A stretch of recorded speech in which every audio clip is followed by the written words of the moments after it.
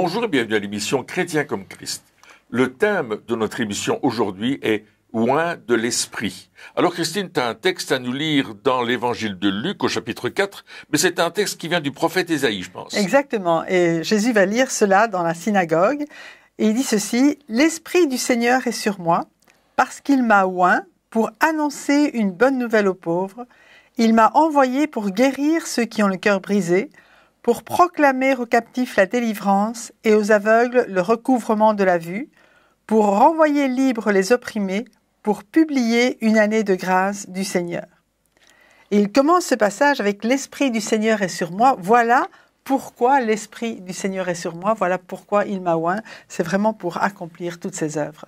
Oui, alors il y a plusieurs choses qui sont intéressantes dans ce texte, mais une des choses, c'est que on dirait que lorsque nous on parle de Jésus, quand on pense à Jésus, on se dit c'est normal qu'il a fait tout ce qu'il a fait parce que il était fils de Dieu, Dieu fait homme, et donc c'est normal qu'il y ait eu des miracles, des prodiges, etc. Mais lorsque on lit ce texte, on se dit qu'il n'en est rien en fait. Il est dit que c'est l'Esprit de Dieu qui est venu et qui, parce qu'il a oint Jésus, qu'il a pu accomplir les signes, les prodiges et les miracles. Donc, on voit que Jésus avait besoin aussi du Saint-Esprit, tout comme nous aujourd'hui, pour vivre le surnaturel de Dieu, on a besoin du Saint-Esprit. On a besoin d'être accompagné par le Saint-Esprit, revêtu du Saint-Esprit, oint du Saint-Esprit, appelons-le comme on veut, mais on a besoin d'être conduit par l'Esprit dans tout ce que nous allons faire. Et nous dépendons du Saint-Esprit, nous dépendons de la direction du Saint-Esprit. Il nous conduit. J'aime beaucoup dire GPS, guidé par le Saint-Esprit. On doit être guidé par le Saint-Esprit. Autant on a un GPS dans notre voiture ou je ne sais où pour nous conduire quelque part, on a besoin que le Saint-Esprit nous accompagne. Et Jésus est en train de dire ici, je suis conduit par le Saint-Esprit. C'est l'Esprit Saint qui me conduit dans tout ce que je dois faire et qui m'aide à faire les œuvres que je vais faire.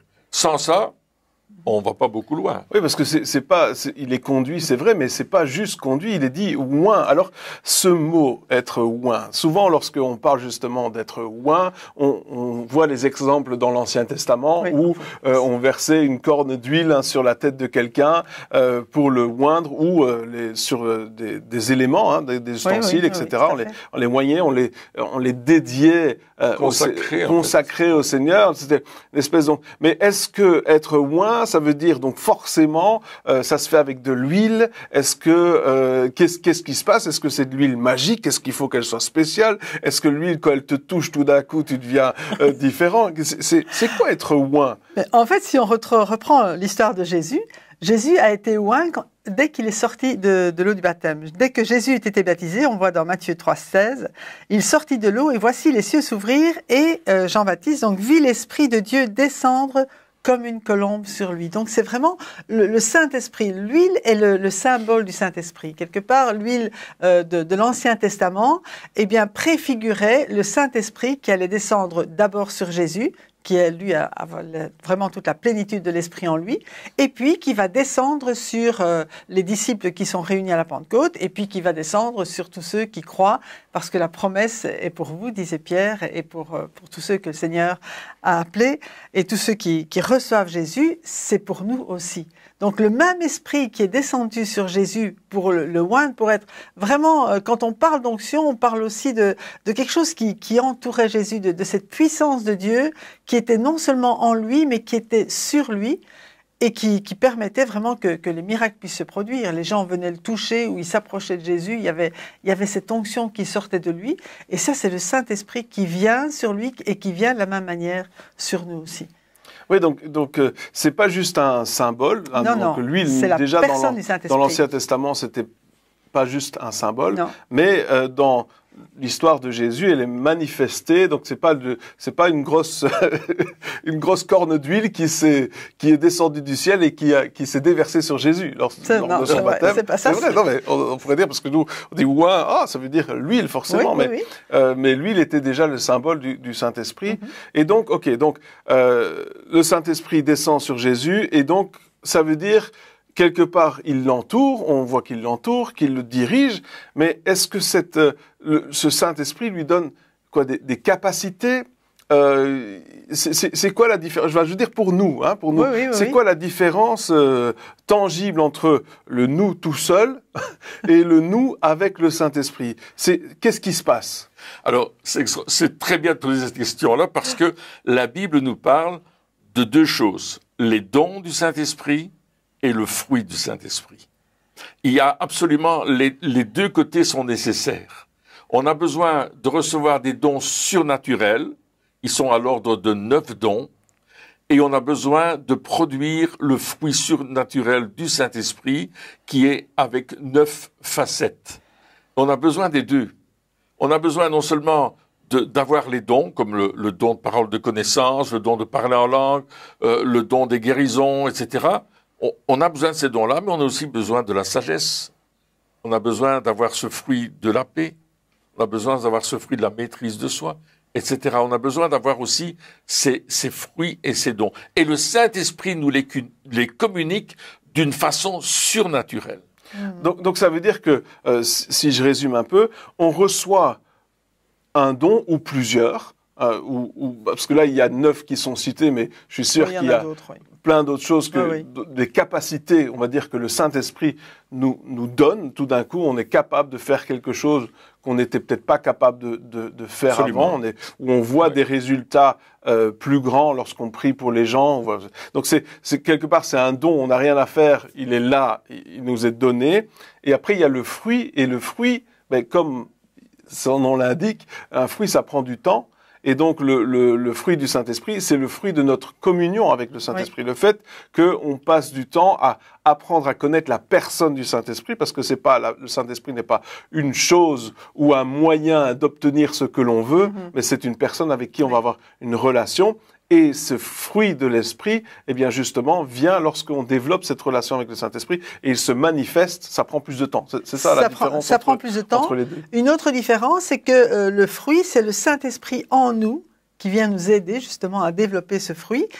Et l'onction, c'est le Saint-Esprit sur nous pour que l'impact soit sur l'extérieur, vraiment sur les personnes qui ont des besoins autour de nous et que Dieu veut bénir, veut guérir, à qui il veut parler à travers nous. Donc, c'est le Saint-Esprit sur nous, c'est l'onction, ça déborde. Le Saint-Esprit en nous, c'est le fruit. Et comme le disait Pierre, on a vraiment besoin des deux. La personne du Saint-Esprit produit tout cela dans notre vie. Parce que si on a les dons, mais sans les fruits ou sans développer les fruits, c'est là qu'il commence à avoir un déséquilibre. C'est-à-dire qu'on connaît des personnes, et on l'a vu au travers de l'histoire, des personnes qui ont été ointes très fortement par le Saint-Esprit, qui avaient des dons extraordinaires, qui ont vu des signes, des prodiges, des miracles, mais qui dans leur caractère, dans les fruits donc de l'Esprit, qui sont aussi fortement liés au caractère et notre attitude, eh bien à ce moment-là, n'ont pas développé ces fruits-là, et donc on fait avec les dons des choses qui ne sont pas forcément justes, ou ont utilisé ces dons à leur avantage, ou voilà. Et donc c'est pour ça que c'est important d'avoir les deux. Oui, un équilibre dans notre vie spirituelle, en sachant que la personne du Saint-Esprit, c'est Dieu lui-même. Et là où est l'Esprit de Dieu, là est la liberté. Et je dirais même que là où est l'Esprit de Dieu, il n'y a aucune limite, pour autant que on soit soumis au Saint-Esprit et on le laisse travailler en nous. Maintenant, les dons et les fruits ne sont jamais pour nous. C'est toujours pour les autres. Je n'ai jamais vu un arbre qui mangeait ses pommes, par exemple. Je n'ai jamais vu un pommier qui mangeait ses pommes, ou un poirier qui mangeait ses poires, ou une vigne qui mangeait ses raisins. C'est toujours pour quelqu'un d'autre. Le fruit que nous portons va toujours atteindre une autre personne, va toujours atteindre le cœur de quelqu'un, la vie de quelqu'un, pour la transformer. Et c'est ça qui est extraordinaire dans le surnaturel avec Dieu, c'est que non seulement les dons vont être au service des autres, ils nous sont donnés pour que je les utilise pour glorifier Dieu, les dons du Saint-Esprit. Le fruit de l'Esprit est donné pour que les autres les prennent et glorifient Dieu. Alors, c'est deux manières de glorifier Dieu. Moi, je les glorifie en mettant en pratique les dons que Dieu m'a donnés, mais les gens vont glorifier Dieu en prenant les fruits qu'ils vont découvrir sur ma vie pour eux-mêmes dire, moi je veux aussi ce fruit. Oui. Il y a une communication. Le Saint-Esprit, c'est le communicateur par excellence de ce que Dieu veut, de la volonté de Dieu et des plans de Dieu sur la terre. Ça nous permet d'entrer dans une autre dimension de notre vie spirituelle, une dimension beaucoup plus grande, beaucoup plus sainte et beaucoup plus proche de la volonté parfaite de Dieu. On a besoin de cette relation avec la personne du Saint-Esprit. Non pas quand on fait, non pas seulement, je rectifie, non pas seulement quand on fait le ministère ou le service, mais tous les jours de notre vie.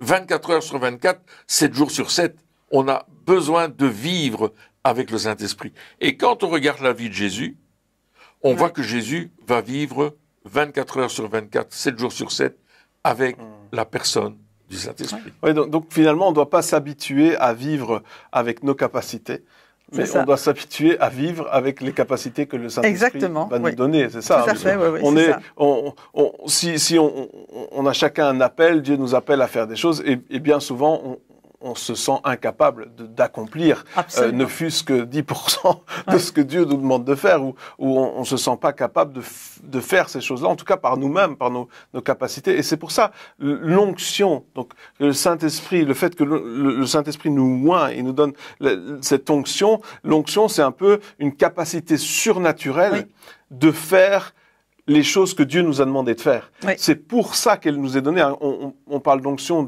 pour la consécration, c'est parce que la consécration, c'est pour une chose bien particulière. Et on peut être oint pour une chose bien particulière avec cette capacité que le Saint-Esprit nous a donnée de faire, alors qu'une autre personne à côté de nous est ointe également, mais pour autre chose. Et le piège, ce serait de se dire, ah, mais moi, j'aimerais faire comme cette personne-là, j'aimerais avoir son onction. Mais c'est pas ça. C'est chacun, il nous donne une capacité pour faire ce que lui nous a appelé à faire, et pas juste que nous, on aura bien envie de faire, parce qu'on veut toujours, l'herbe est toujours plus verte ailleurs, et on veut toujours faire ce que les autres font. C'est ça. On a cette capacité pour une chose bien ou plusieurs, mais bien particulière que Dieu nous a appelé à faire. Et c'est pour ça qu'on a besoin d'être dans un corps et de réaliser que nous sommes le corps de Christ et qu'à chacun a été donné cette capacité particulière pour que dans l'ensemble, le corps fonctionne et manifeste la personne de Jésus-Christ. Et par rapport à cette capacité, j'aimerais lire 2 Corinthiens 3:5. Ce n'est pas à dire que nous soyons par nous-mêmes capables de concevoir quelque chose comme venant de nous-mêmes. Notre capacité, au contraire, vient de Dieu. Et ça, c'est quelque chose que, comme tu le disais, il faut réaliser à chaque instant. Et c'est très important de dire, même si moi je ne me sens pas capable, c'est pas moi qui vais le faire. Moi, je donne mon corps, j'offre, je veux dire, mes mains, mes pieds, ma bouche au Seigneur pour que lui, par son esprit, il agisse à travers mon corps, mais avec son esprit. Et c'est lui qui a la capacité de le faire. Et donc, toute la gloire lui revient quand il y a vraiment la manifestation de la puissance de Dieu est là, mais toute la gloire revient à Dieu. Et c'est vraiment extraordinaire. Oui.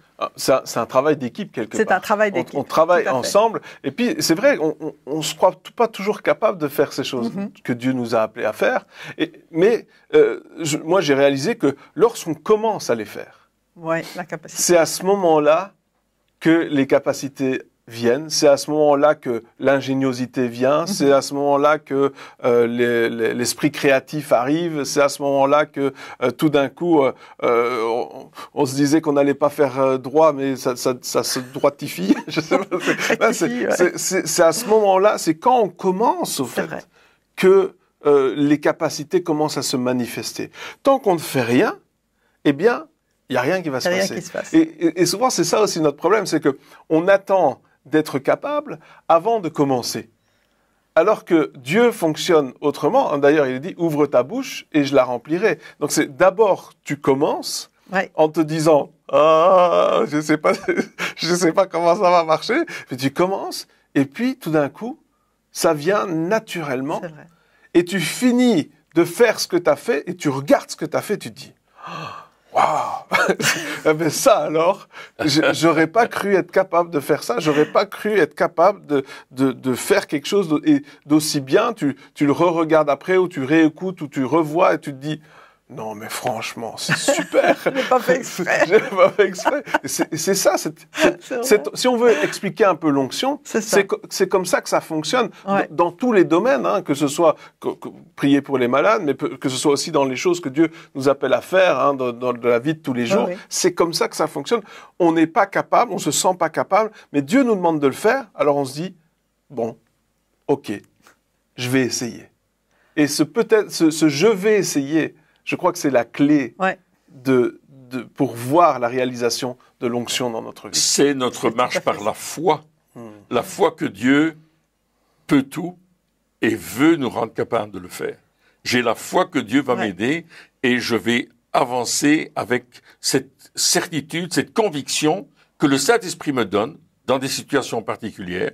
J'ai reçu cette conviction et je vais le faire parce que vraiment, le Saint-Esprit m'a parlé. Et on voit que Jésus est oint du Saint-Esprit pour un but. Et nous sommes oints, nous avons l'onction pour un but au niveau du royaume de Dieu. N'oublions pas que nous sommes passés du royaume des ténèbres au royaume de la lumière. Nous avons quitté le domaine occulte du monde pour rentrer dans le domaine de notre roi et on règne avec lui. Nous régnons avec Christ. L'apôtre Paul le déclare, le redit, nous régnons avec Christ. Jésus le dit lui-même, nous allons régner avec lui. Alors, je pense que nous sommes dans une situation où nous avons besoin du Saint-Esprit pour justement accomplir les œuvres du royaume. Et Jésus va accomplir les œuvres du royaume, l'onction va être sur lui, et l'onction dérange. Parce que dans son village, lorsqu'il va dire « cette parole s'est accomplie aujourd'hui », les gens vont se fâcher. Ils vont dire, mais quoi, c'est le petit Jésus, on le connaît, c'est le fils de Joseph, qu'est-ce qu'il raconte, lui? Il a reçu une onction, mais c'est quoi son histoire? Et ils vont vouloir le tuer, parce que l'onction dérange. Mais aussi, l'onction brise le joug. Oui. Amen. L'onction brise le joug. Et cette onction que Jésus a sur lui, et qu'il nous communique à travers le Saint-Esprit, qui est donc sur ses enfants, nous qui sommes ses enfants, baptisés du Saint-Esprit, l'onction qui est sur nous est là pour briser le joug du péché sur beaucoup d'hommes et de femmes autour de nous. C'est pour ça que l'onction est là. Le but de l'onction, c'est de renvoyer libres les opprimés. Amen. Le but de l'onction, c'est d'ouvrir les yeux des aveugles, aussi bien des aveugles physiques que des aveugles spirituels. C'est de changer la vie de ceux qui sont autour de nous, que ce soit pour guérir les malades, délivrer des liens occultes, changer la direction d'une vie par des paroles que le Saint-Esprit va nous donner, ça, c'est le but de l'onction. Et l'onction, elle travaille à travers moi, à travers toi, à travers les auditeurs et auditrices qui écoutent, quand nous avons, et que nous sommes d'accord, de marcher et d'être conduits par le Saint-Esprit. Ouais. Donc ça va déranger. Hein. Donc des fois on se dit ah oui mais moi je vais être moins comme Jésus, comme ça j'aurai l'effet super-héros, tu vois, l'effet où waouh t'as vu ça, regardez c'est moi que voilà. Mais c'est pas ça le but et c'est pas ça les effets surtout. Hein. On pense que tout le monde va être super content de voir l'onction se manifester. Ça va être vrai comme tu dis. Pour ceux qui sont dans le besoin, pour ceux qui sont opprimés, qui vont être libérés, pour ceux qui vont vraiment recevoir une libération de la part du Seigneur. Mais, comme tu le disais, dans un autre côté, ça va pas être l'effet super-héros, ça va être l'effet « tu nous déranges ». Oui, mais regarde comment Jésus a fini. Voilà, tu nous déranges, on n'aime pas du tout ce que tu fais. Ça brise l'esprit religieux, ça dérange un peu tout ce que toutes les coutumes qu'on a, etc. Et donc, s'il te plaît, va faire tes choses ailleurs, quelque part, va libérer des personnes ailleurs. Et c'est là aussi où on doit s'attendre à ce que cette onction qui vient du Saint-Esprit, eh bien, nous amène des fois des ennuis. Et c'est pour ça que si on recherche l'onction pour l'effet waouh, pour notre propre gloire, etc., eh bien, on va être vite déçu. C'est vrai. On va se dire qu'on s'est fait avoir. Alors que si ce qu'on veut, c'est servir Dieu vraiment, eh bien là, à ce moment-là, on comprendra qu'il va y avoir de l'opposition, on comprendra que malgré justement cette opposition, on va continuer à faire les choses comme Jésus a Exactement, continué. oui, parce que le but, c'est de manifester les œuvres de Dieu. En fait, c'est Dieu qui agit à travers nous sur la terre pour le bien de ceux qui sont dans le besoin, pour le bien de ceux qui reconnaissent leurs besoins. Quand on a vu les béatitudes, les pauvres en esprit, ceux qui reconnaissent qu'ils ont besoin de Dieu, eh bien, ils vont être au bénéfice de cette onction qui est manifestée à travers les enfants de Dieu et que Dieu veut faire. Et en même temps, bien, ils vont reconnaître que Dieu les aime, quoi, en fait. C'est ça. Le but, c'est de démontrer l'amour de Dieu. C'est bien de dire aux gens, il faut que tu crois en Dieu, mais ils ont besoin d'avoir une démonstration de l'amour et de la puissance de Dieu. Ils ont besoin de savoir que Dieu, il les connaît et qui prend soin d'eux et qui prend leur cas en considération, je vais dire, et qui veut vraiment les attirer eux aussi dans son royaume. Et c'est à ça aussi que sert l'onction. Oui, parce que c'est pas juste des paroles qui nous ont touchés, chacun d'entre nous. Hein, quand on est venu à Jésus, c'est pas juste des paroles, mais c'est quelque chose qui s'est passé à l'intérieur. Exactement. Et l'onction, elle est là aussi, elle va au-delà des paroles. C'est-à-dire que on est en train de parler, mais en même temps, il y a le Saint-Esprit qui, au travers de ce qu'on dit, il va nous aider justement et va agir. C'est ça, il va toucher le cœur, il va faire son œuvre. Et puis, ce que j'aimerais dire aussi, c'est qu'il y a une différence entre les dons naturels et les dons de l'esprit. Donc il y a une différence entre nos capacités naturelles. Nous avons tous des capacités naturelles que Dieu nous a données dès la naissance. C'est déjà là et ça se développe et on a tous des capacités comme ça. Mais lorsqu'on parle des dons du Saint-Esprit, c'est des capacités qui ne sont pas à la base naturelles, qui ne sont pas là d'origine, on va dire ça comme ça, mais qui sont surnaturelles. Donc des choses qu'on n'était pas capable de faire avant, ou qu'on faisait mais très très mal, et puis que tout d'un coup on les fait bien. C'est ça le don de l'esprit. Hein, donc c'est pas naturel, c'est surnaturel. Il y a quelque chose d'assez intéressant quand les disciples ont été arrêtés au chapitre 4, je pense, des Actes des Apôtres. Tout d'un coup, les sages religieux de l'époque ont dit mais ils ont une intelligence incroyable. Pourtant, ils n'ont pas été à l'école, ils ont pas. C'est pas des grands intellectuels, ils sont pas des rabbins, mais ils en connaissent vraiment beaucoup, et ils reconnurent qu'ils avaient été avec Jésus. Mais ils n'ont pas encore compris que le jour de la Pentecôte, ils ont été oints du Saint-Esprit et qu'ils ont reçu des dons extraordinaires. Mais pour eux, c'est surprenant en disant, mais comment est-ce qu'ils sont intelligents comme ça? Comment est-ce qu'ils parlent des Écritures de cette façon-là? Mais parce que le Saint-Esprit rappelle les Écritures, rappelle la parole de Dieu que nous pouvons dire à ce moment-là, et il le fait avec nous. Et les disciples sont un exemple vivant de ce que Dieu a fait. Cette onction qui accompagnait Pierre, il y a chapitre 5 au verset 12 nous montre que quand Pierre rentrait à Jérusalem pour aller au portique de Salomon, là où on enseignait les nouveaux disciples et l'église naissante, il y avait une telle onction sur Pierre que l'ombre de Pierre même guérissait les malades. Et il y avait cette onction qui l'accompagnait, et quand Pierre passait quelque part, l'onction agissait. L'onction du Saint-Esprit, la présence du Saint-Esprit, elle va toucher le monde autour de nous.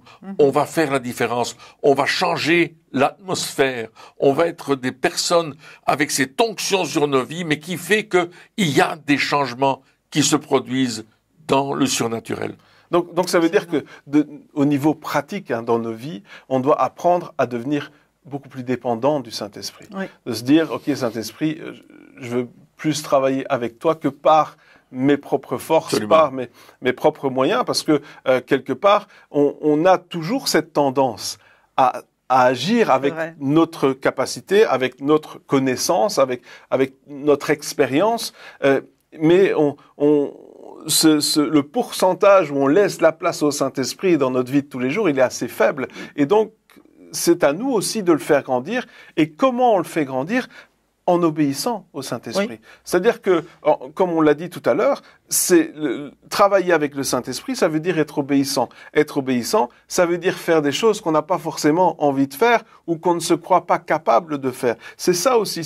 Ça veut dire que si on veut que le Saint-Esprit agisse au travers de nous, il va falloir que les limites qu'on s'est mises, la bulle dans laquelle nous nous sommes réfugiés, il va falloir l'éclater, il va falloir sortir de cette bulle et dire, ok, je vais faire un pas. Alors on n'est pas obligé de faire des pas de géant pour commencer. On peut faire des petits pas. Peut-être ça représente, je sais pas, une parole d'encouragement. Et de pas dire à une personne, ah si, Dieu m'a parlé. Non, peut-être c'est juste une parole d'encouragement. Ou quelque chose en disant, mais Saint-Esprit, je veux pas que ce soit juste ma parole, mais que ce soit ta parole. Oui. Et au lieu de dire ainsi Dieu m'a dit, on peut juste dire une parole d'encouragement, mais des choses qu'on ne dirait pas nous d'habitude, des choses qu'on ne ferait pas d'habitude. Et c'est ça aussi, de laisser le Saint-Esprit agir, de lui laisser la place, parce que on peut parler du fait d'être loin du Saint-Esprit pendant des heures, mais si on ne commence pas à le mettre en pratique dans notre vie, si on ne dit pas au Saint-Esprit, ok, maintenant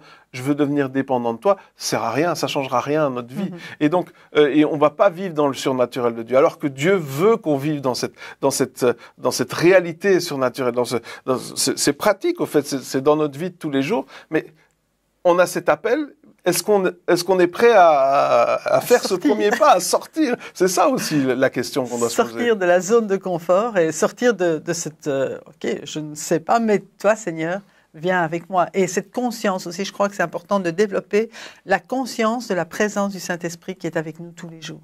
Parce que c'est vrai qu'on a l'habitude de vivre et de faire les choses qu'on a l'habitude de faire, mais c'est important de discerner déjà quand le Saint-Esprit est là, quand il y a quelque chose qui se passe, et puis on dit « Waouh, Seigneur, c'est vraiment toi ouais. ». Et puis ça fortifie notre foi et ça nous permet, comme tu le disais, de continuer et d'aller de plus en plus loin dans ce sens-là. Donc, oui, je dirais que l'apôtre Paul, dans ses épîtres, nous parle beaucoup du Saint-Esprit, de l'intervention du Saint-Esprit. Hein?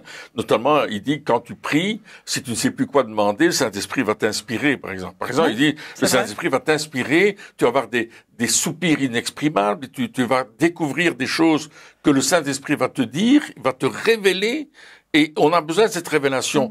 On parle des rêves, des visions qu'on peut recevoir. C'est toujours le Saint-Esprit. Les rêves, les visions, c'est le Saint-Esprit qui nous les donne, qui nous dirige, qui nous prévient, qui nous avertit. Le Saint-Esprit va être avec nous dans tous les domaines de notre vie. Et l'apôtre Paul en parle ici. Moi, je conseille à nos auditeurs de relire les lettres de Paul avec cette optique de voir où il parle de l'intervention du Saint-Esprit. Il parle qu'on est renouvelé par le Saint-Esprit. Il parle que le Saint-Esprit nous rend libres. Il parle que le Saint-Esprit nous conduit dans la dimension de Dieu. C'est extraordinaire. Oui, et le Saint-Esprit, il agit constamment et il veut agir dans notre vie. Et donc, laissons-lui la place et faisons le premier pas. Amen. Eh bien, chers amis, merci encore de nous avoir suivis pour ce temps. Je vous rappelle que si vous voulez acheter un des livres qui sont les bases de ce que nous enseignons, eh bien, vous pouvez aller sur notre site www.apollos.eu. Merci beaucoup et à très bientôt.